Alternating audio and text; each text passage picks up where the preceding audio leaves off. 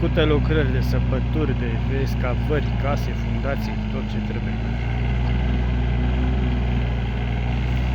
Care aveți nevoie, puteți să-l contactați.